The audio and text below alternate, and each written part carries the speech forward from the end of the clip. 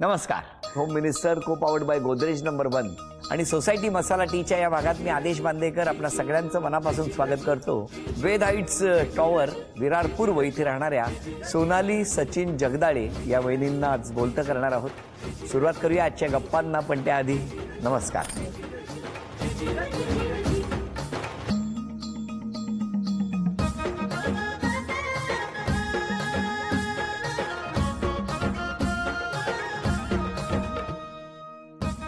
कुठलं बालपण? बालपण माझं मुंबईमधलंच आहे. पण कुठे? कुर्ल्याचंच आहे. ते हात असा करताय ना, तेवढ्या होता तेव्हा कुठे होता? कुर्ल्याला. कुर्ल्याला. आणि एवढ्या होता तेव्हा? तेव्हा लोरपरेलला. आणि एवढ्या झाला तेव्हा? मग गोरेगावला. अरे वा वा वा, आले बाबा गोरेगावला. गोरेगावला कुठे? गोरेगावला इथेच बिंबिसार नगर मध्ये. तुमचं बालपण? माझं गोरेगाव. ओळख कुठे झाली दोघांची? मी 8वीला असताना गोरेगाव मध्ये राहायला आलो. गोरेगाव मध्ये ह्यांच्याकडे आमचं येणं जाणं होतं, कारण की माझ्या मावशीचा रूम होता. कोणाचं? माझ्या मावशीचा तिथे रूम होता. आमचं येणं जाणं होतं आणि ह्यांची ओळख होती मावशीकडे. मग यांची ओळख कशी झाली? आमचे गाव आमचं ना आजूबाजूचं आहे. कुठलं आजूबाजूचं? आमचं कोल्हापूरचं. कोल्हापूरमध्येच माझं गडिंग्लज मध्ये गाव आहे आणि यांचं पण तिथेच आहे. त्याच्यामुळे ओळखीने गाववाले म्हणून जरा येणं जाणं जरासं होतं. कोणाचे? पण तुम्हाला कसं कळलं हे गाववाले आहेत? नाही, माझ्या मावशीचे मिस्टर आणि ह्यांचे वडील आहेत ना, ते एकाच डेअरीमध्ये कामाला होते. बरं बरं. म्हणून मग ते ओळख होती त्यांची. त्यांची होती ना? त्यांची होती. मग त्यांच्या थ्रू मग आमची मावशीची आणि त्यांची सासूबाईंची ओळख होती. ती होऊ द्या. तुमची कशी झाली? त्यांच्या आईने आणि माझ्या मम्मीने ना हे केलं की MSCIT चा कोर्स करा मग तुमच्यासाठी, आणि त्यांच्या आईने त्यांच्यासाठी, दोघांसाठी कोर्स केला. ते कोर्सचं ठिकाण एकच होतं. तिथे तुम्ही दोघे एकत्र जायला लागले. इतकं सरळ आहे. पुढे काय झालं? पुढे काय नाही, मग कॉलेज आम्ही पिकनिकला गेलेलो दिल्लीला. पण मला सांगा, MSCIT मध्ये काय शिकवतात? कम्प्युटर. मग तुमचा कम्प्युटर हँग कधी झाला? हँग नाही झाला. तेव्हा आमच्यामध्ये काय असं ट्युनिंग नव्हतंच. फक्त येता जाता ते सोबत आहेत म्हणून. जवळपास आहे ना 10 पावलं पुढे आणि मी पाठी. असं चालत होतो आम्ही रस्त्याने. म्हणजे आम्ही बोलत पण नव्हतो. आणि तुम्ही मागे? तेव्हापासून तुम्ही पाठी होता? पाठी नव्हतो आम्ही. दोघांमध्ये तसं ट्युनिंग नव्हतंच. नाही पण साधं आहे. त्या पुढे चालतायत, तुम्ही मागे चालताय. तुम्ही त्यांच्या पाठी होता ना? नाही, म्हणजे असं पाठी असं नाही, फक्त येता जाता ते सोबत असायचे माझ्या. क्लास संपल्यानंतर फक्त एकच शब्द बोलायचो, समजलं तुला आज? समजलं तुला आज? बस. मग हे रोज विचारायचे तुम्हाला? हो, रोज समजलं का? घरी पण त्यांच्या कम्प्युटर असायचं ना, तर ते विचारायचे की तुला काही समजलं नसेल तर माझ्याकडे. तर मी जायची आणि त्यांना सांगायची की मला हे शिकवा. मग पुढे काय झालं? पुढे काय नाही, मग आम्ही कॉलेजला पण एकाच ठिकाणी ऍडमिशन घेतलं. हे पहिला होते 11th गोरेगावलाच आहे. कुठलं तरी आहे, कुलदीप सिंग दिवान. बरोबर. तिकडे तुम्ही शिकत होता. ते 11th होते आणि माझी 10th मी पास झालेली होती आणि मग मला ऍडमिशन घ्यायचं होतं ना. मुंबईत बाकी सगळी कॉलेज बंद झाली? नाही, पण ओळखीने. यांच्या ओळखीने. हे पुढे मागे असायचे त्याच्यामुळे. हे नाही तसं नाही, पुढे मागे उपयोगाला येईल असं म्हटलं. मग ते मग नंतर 12th गेले आणि माझं ऍडमिशन 11th मध्ये झालं. त्याला विचारूया काय झालं. तिचं ऍडमिशन झालं. नंतर 12th मध्ये आम्ही दिल्लीला गेलो. आम्ही सगळे. कोण कोण? आमची सगळी फॅमिली, फॅमिली आमची फॅमिली. दिल्लीला? दिल्ली फिरायला आम्ही सगळे एकत्र. अरे वा. कसे गेला होता? चालत? नाही, ट्रेननी गेलो. आणि मग तिकडे बोलू द्या कधीतरी. दिल्लीला फिरायला गेलो आम्ही. आग्रा वगैरे फिरलो खूप. आणि आम्ही दोघं एकत्रच होतो. का? म्हणजे माझ्यामध्ये मला बोलायचं होतं की तिला सांगायचं होतं काय की माझ्या मनात आहे तिच्याबद्दल काय. म्हणजे ती मला आवडते असं त्यांना मला सांगायचं होतं. नाही सांगितलं पूर्ण. तिथे नाही सांगितलं त्यांनी. पूर्ण 2-3 ठिकाणी, म्हणजे आग्र्याला बघितलं. आग्र्याला ताजमहाल बघितला. ताजमहलच्या ठिकाणी मी तिला बोलणार की नको. काय बोलणार होता ताजमहालच्या ठिकाणी?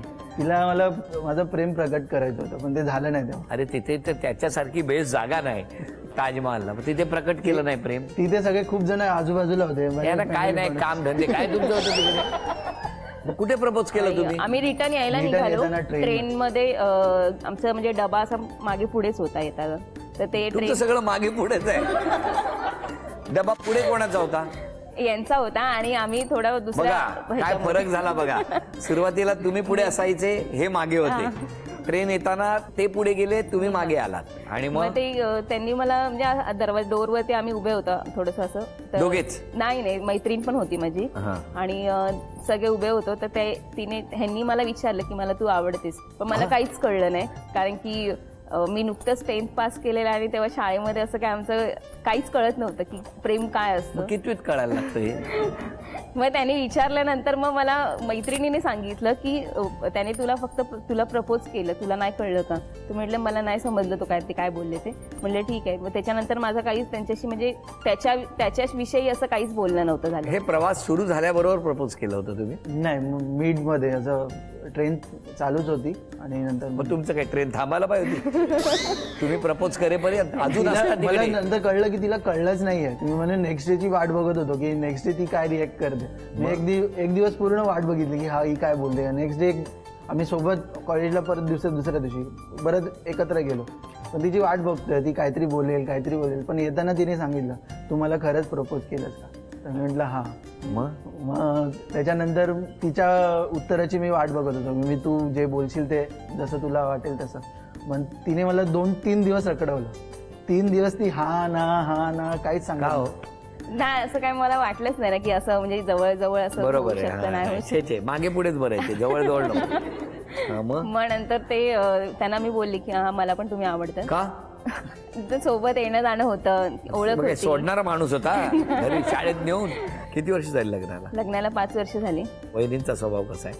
म्हणजे थोडासा रागीट आहे. म्हणजे मी पहिल्यांदाच ऑब्झर्व केलेलं. म्हणजे थोडं कधी ऑब्झर्व केलेलं? 7 वर्ष होतो. 7 वर्षामध्ये मला म्हणजे त्यांच्या कॉलेजमध्ये त्यांना बोलू द्या. मला बोला. हा बोला. हट्टी आहे खूप. हा हट्टी आहे आणि म्हणजे ती जेव्हा आपण हट्ट मनात धरते ना ती गोष्ट पूर्ण करणारच. जिद्दी आहे. हा माझी जी पण प्रगती होत चालली आहे ना, म्हणजे आता जेव्हा पण आम्ही चाळीपासून आम्हाला SRAचा रूम मिळाला. SRAच्या रूम नंतर मी स्वतःचं घर घेऊ शकलो, मग स्वतःची गाडी पण. हे सगळं कशामुळे झालं? हिच्या जिद्दीमुळे झालं. हिचा जो 7 वर्षाचा जो माझ्याकडे टोचण होतं ना. आधी हट्टी बोललात, आता टोचण. तुमचं एक बाहेर यायला लागलं आता. म्हणजे नाही, माझ्याशी लग्न करायचंय ना, ही गोष्ट झाली पाहिजे. अच्छा, म्हणजे तुम्हाला प्रत्येक वेळेला एक आव्हान दिलं. हा म्हणजे बोलतात टार्गेट दिलं. हा टार्गेट. माझ्याशी लग्न करायचं, तुला एवढा पगार झाला पाहिजे, अशी जॉब भेटला पाहिजे. त्यासाठी तू काय करायचं तू ठरव. आता सगळं व्यवस्थित आहे, आनंदात आहे, सुखात आहे. असेच सुखात राहा. अजूनही गप्पा मारूया. फक्त आता पहिल्या खेळात किती बक्षीस मिळणार या दोघांना बघूया. खेळ सोपा आहे. हा फुटबॉल इथे आपटायचा. जो काही राग काढायचा आहे तो त्या फुटबॉलवर काढा आणि तो उडून ही जी खुर्चीचा जो स्टँड आहे त्यामध्ये थांबला पाहिजे. दोघांनाही 10-10 संधी. 3, 5, 7 आणि 10 एवढी गुणसंख्या झाली तर त्या टप्प्यावरती बक्षीस मिळणार. पहिली 10 संधी तुमच्यासाठी. वेळ सुरू झाली. 1, 2,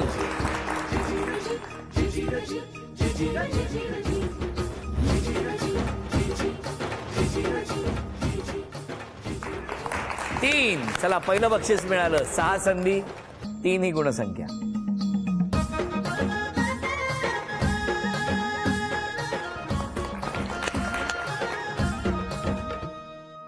आतापर्यंत गुणसंख्या आहे 4. 1 बक्षीस मिळालेलं आहे. आता 10 संधी तुमच्यासाठी.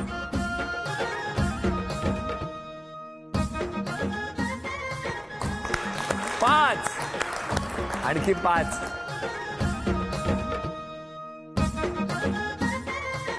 6 आणखी 4 गुण पाहिजेत.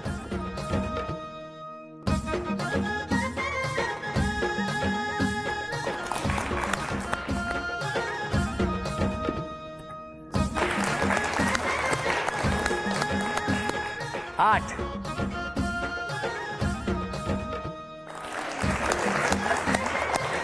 9 2 संधी शिल्लक आहेत आणि 1 गुण अजून पाहिजे आहे. अभिनंदन. हे चांदीचं नाणं तुम्हाला मिळालं. अभिनंदन. चांदीचा कुंकवाचा करंडा मिळाला. अभिनंदन. चांदीची तुळस मिळाली. अभिनंदन. आणि ही चांदीची अन्नपूर्णा सुद्धा मिळाली. अभिनंदन. तुम्ही यांच्याशी असलेलं नातं सांगायचं आणि या दोघांबद्दल आम्हाला तुमच्या काही आठवणी असतील किंवा काही बोलायचं असेल तर ऐकायचं आहे. सांगा. तर ही म्हणजे अशी मी मानलेली मुलगी आहे, ती मला मम्मीच बोलते आणि एवढा स्वभाव छान आहे ना की म्हणजे मुलीमध्ये ती कधीच रमायची नाही, की ज्या मोठ्या ज्या लेडीज असायच्या त्यांच्याबरोबरच असायची. संसार बी खूप चांगला आहे आणि तिचा स्वभाव बी खूप चांगला आहे. हा माझा मुलगा आहे, म्हणजे माझ्या बहिणीचा मुलगा आहे आणि ही माझी सून आहे. खरंच तिचा स्वभाव खूप चांगला आहे, सगळ्यांना सांभाळून घेते. आणि माझा मुलग्याबद्दल जर सांगायचं झालं तर तो पण खूप चांगला आहे. हा माझा मामांचा मुलगा आहे. हा माझा पुतण्या आहे. ती माझी सून आहे. दोघांचाही स्वभाव छान आहे. दोघं एकमेकाला अगदी अनुरूप आहेत. आमचं नातं वहिनी नणंदचं आहे. वहिनी आमची खूप गोड आहे आणि दादा तर बोलायलाच नको. प्रत्येक लहानपणापासून आम्हाला कसं राहायचं, कसं हे करायचं, दरवेळी सपोर्ट करत असतो तो, की असं असं राहिलं पाहिजे, असं असं शिक्षण घ्या असं सांगत येतो. वहिनी तर क्यूट आहेत त्या. आमचं वहिनी नणंदचंच नातं आहे. आमची वहिनी खूप पहिल्यापासून खूप गोड आहे खूप, आणि दादा खूप टॅलेंटेड आहे. आता ना हे पुढे जे 6 जण बसलेत ते तुम्हाला बक्षीस मिळवून देतील. हो, हो. आता त्यांचा प्रयत्न. एक गाणं सुरू होईल. ते गाणं सुरू झाल्यावर ही उशी पुढे पुढे पाठवायची. गाणं थांबेल तेव्हा उशी ज्यांच्याकडे असणार त्यांना शिक्षा मिळणार. त्यांनी जर ती शिक्षा पूर्ण केली तर बक्षीस तुम्हाला मिळणार. गाणं.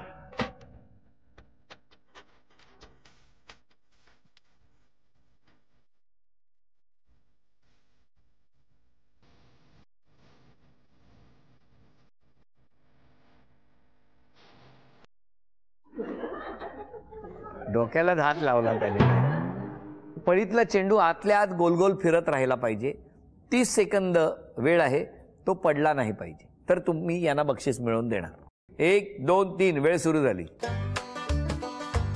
फिरत राहिला पाहिजे गोल. 10 सेकंद झाली. लवकर.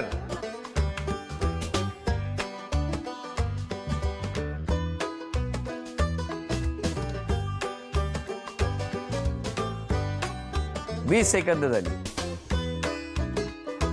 5 सेकंद राहिली. 1 2 3 4 अभिनंदन.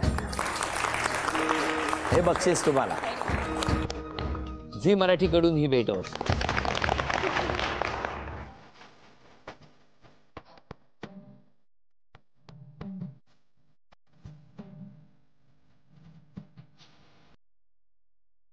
कुठल्याही मराठी गाण्यावर 30 सेकंद नाच करायचा. नाचायचा न थांबता. म्युझिक.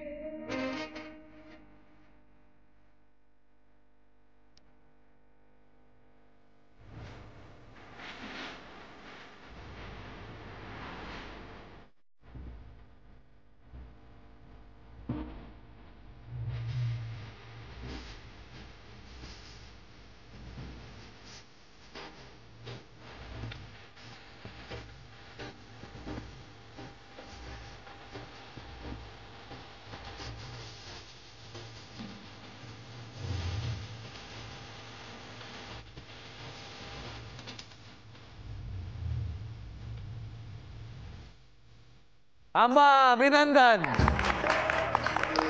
अभिनंदन. हे बक्षीस तुम्हाला. झी मराठीकडून ही भेट वस्तू. मला घरी बोलत होते माझ्या मुली, त्या गेम मध्ये तू बसायला जाऊ नको, तुला डान्स करायला येणार. तसं झालं. असं मुली म्हणत होत्या. मग आता डान्सच आला. आणि आता गाणं.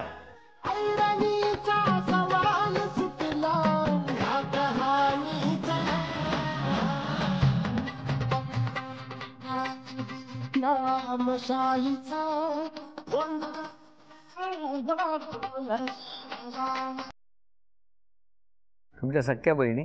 मावशीच्या मुली. 15 मराठी सण सांगा. सांगा 15 सण सांगा. होळी, गुढीपाडवा, दिवाळी, दसरा, रंगपंचमी, बैलपोळा, 6 झाले. गणेशोत्सव, 7, नवरात्री, 8, नागपंचमी, 9. वेळ संपली, सण संपले. एक बक्षीस गेलं, पण काही हरकत नाही. खूप छान प्रयत्न केला तुम्ही. एकदा जोरदार टाळ्या. हा धाकटा मुलगा आणि ही सून दोघंही म्हणजे माझा मुलगा तर खूपच छान आहे आणि सून तर एकदम मुलगीसारखी आहे आणि खूप सांभाळून घेते. खूप खूप खूप छान आहे. ही सून आहे माझी, हा मुलगा आहे. सुनेबद्दल हा सुनेबद्दल आता तर काय सांगणार, सून तर फार एकदम चांगली आहे. परमेश्वराने मला मुलगीच्या रूपातच सून दिलेली आहे. म्हणजे आमचं सांभाळ, आम्हालाही छान सांभाळते, घरही छान सांभाळते आणि अशीच आम्हाला सून हवी होती. ती तर मला लहानपणापासूनच आवडत होती. तुम्हीच पाठवलं वाटतं क्लासला. माझा सपोर्ट होता त्यांना, पण ते आम्हाला सांगितलं नव्हतं की यांचं प्रेम प्रकरण चालू आहे. पण मला थोडं थोडं माहित होतं, पण त्यांनी सांगितलं. क्लासची फी तुम्हीच भरली होती, मला माहिती आहे. मी मम्मी आहे. हो, माझी जावाई पण चांगली आहे, मुलगी पण चांगली आहे. खुश आहात ना? हो, खुश आहे. द्या. मुलगी तर माझी छानच आहे, जावाई पण छान आहेत, मिळाव आहेत, सर्वांची व्यवस्थित राहतात आणि कुठल्याही कामाला म्हणजे आपल्याला सपोर्ट करतात. आणि आता ना तुमच्याबद्दल आरोप आहेत. शॉपिंगची खूप आवड आहे, ह्यांनीच दिलं असेल. थोडी रागीट आहे. ह्यांनीच दिलं. अरे नाही हो, ह्यांनीच दिलं. नाही त्यांनी नाही लिहिलंय. आरोप मान्य आहेत? हो, मान्य आहे. जेवण मुद्दाम खारट करता. सासऱ्यांचंच आहे. अरे नाही, सासऱ्याने नाही. त्यांचंच आहे. का सासऱ्यांना खारट देता की काय? नाही, मी सगळ्यांसाठी सेमच मग बनवते. सासऱ्यांवरती काय ढकलताय? त्यांना नेहमी मीठच लागतं मी बनवलेलं. तुम्हाला आता मिठातच मिळणार. काम करायचं नसेल ना तर आळस करते, झोपून राहते. सासूबाईंचंच आहे. अरे नाही सासूबाई, त्यांचंच आहे. अरे खरंच नाही आहे. मी काम कुठलंच कमी ठेवत नाही. मी काम करूनच आराम करते सगळा. हे सगळे आरोप आहे, त्या आरोपाबद्दल तुमचं काय म्हणणं? राग तर आहे मला. म्हणजे मला असं कोणी बोललेलं खोटं, म्हणजे मी खरं वागते पण मला ते कोणी खोटं बोललं ना तर मला अजिबात आवडत नाही. आणि बाकी काय जे सांगितलंय, काम नाही करत, हे नाही करत, मी काम करूनच सगळी गोष्टी करते. बरं, आज क्षमा मागायची तर कोणाची माग? क्षमा मी सगळ्यांचीच मागेन, कारण की सगळ्यांनीच आरोप केला की राग आहे मला. मी त्यांची सगळ्यांचीच माफी मागेन की मी ह्याच्या पुढे थोडा राग कमी करेन, सगळ्यांचीच क्षमा मागेन. पण सासू सासरे, मम्मी पप्पा यांनी, सासू सासऱ्यांनी तर खूप केलेलं आहे माझ्यासाठी. कारण की जेव्हा मुलगी झालेली ना माझी, तेव्हा खूप म्हणजे परिस्थिती आमची खूप वाईट होती. खूप म्हणजे खूप वाईट होती की आम्ही रूम घेतलेला, त्याचं लोन होतं, लग्न झालेलं, मग मुलगी झाली, मग ते खूप पैसे नव्हते तरी पण आम्ही दुसऱ्यांकडून घेऊन हॉस्पिटलचं बिल आम्ही पेड केलेलं. तेव्हा त्यांनी खूप मदत केली.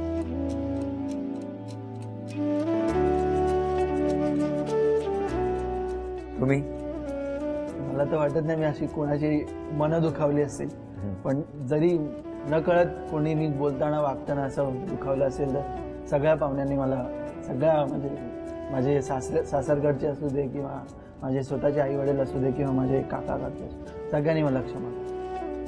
आणि मला एक सांगायचं आहे की मी यांनी म्हणजे मी आता मुलगी झाल्यानंतर घरी राहिली ना, तर यांनी माझ्यासाठी बोले तू घरी राहून काय करणार आहेस, म्हणजे एवढं शिकली आहेस तू काय करणार आहेस. मग यांनी माझ्यासाठी आता बिझनेस ओपन करून दिला की मी शॉपिंगच्या बॅगा ज्या आहेत त्या मी पेपरच्या, त्या मी स्वतः मॅन्युफॅक्चर माझी कंपनी सुरू केली. त्यांनी मला खूप सपोर्ट केला की तू काहीतरी तुझ्या पद्धतीने, जसं ते बोलले जिद्द आहेस तुला, तर तू जिद्दीपणा तुझा दाखव. तिचा जिद्द न एक ठिकाणी एक डायरेक्शन पाहिजे होतं, ते डायरेक्शन मी द्यायचा प्रयत्न. आता व्यवसाय सुरू झाला तुमचा, कसा आहे प्रतिसाद? भरपूर चांगला प्रतिसाद आहे. अगदी पूर्ण महाराष्ट्रभर आमच्या पूर्ण शॉपिंगच्या बॅगा जातात आणि सासरे आणि मी दोघेही आम्ही सांभाळतो ते, आणि ते रिटायर्ड झाले आता. कसल्या पिशव्या? शॉपिंगच्या ज्या पेपर बॅग्स आहेत की आता प्लास्टिक बंद झाल्यामुळे जे चालू झालेलं आहे. कुठे बनवता तुम्ही? आम्ही विरारलाच आमची कंपनी आहे की तिथे आम्ही ते मॅन्युफॅक्चर, आमच्या लेडीज काम करतात त्यांना आम्ही रोजगार देतो. खूप छान. तुम्हाला शुभेच्छा, तुमच्या कुटुंबाला शुभेच्छा. असेच हसत राहा. बघितलं, एक माऊली, त्यांचा स्वभाव जिद्दी, मिस्टरांनी सुद्धा सपोर्ट केला आणि आता सासरे सुद्धा हातभार लावतायत आणि कितीतरी घरात कुटुंबातली ही महिला शक्ती काम करते आहे, त्यामुळे त्यांच्या कुटुंबालाही आधार मिळतोय. अशा पद्धतीचा एक व्यवसाय सुरू केलेला या माऊलीचा होम मिनिस्टर हे जे ॲप आहे ते सुद्धा अशाच महिलांसाठी आहे, अशाच उद्योजिका बनू पाहणाऱ्या, उद्योजिका झालेल्या महिलांसाठी आहे. तेव्हा त्या ॲपवर सुद्धा लॉग इन करायला विसरू नका. आणि आता क्षण सन्मानाचा. झी मराठीकडून ही भेटवस्तू तुमच्यासाठी. आणि वहिनींना तथास्तू पुणे यांच्याकडून मिळते आहे पैठणी. अभिनंदन. आजचा भाग इथेच संपतो आहे. पुन्हा भेटूया अशीच एक पैठणी घेऊन होम मिनिस्टरच्याच पुढच्या भागात. नमस्कार.